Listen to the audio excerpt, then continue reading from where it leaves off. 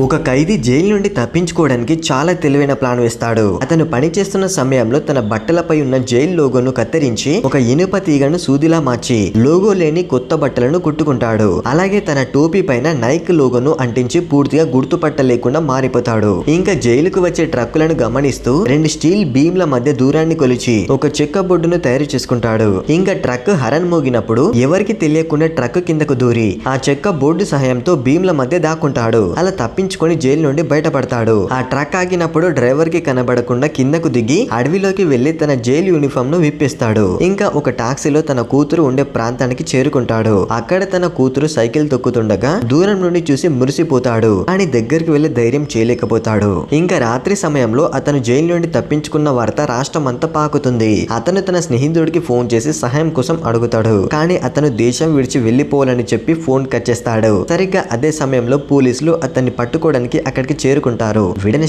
Collect చేయండి friends.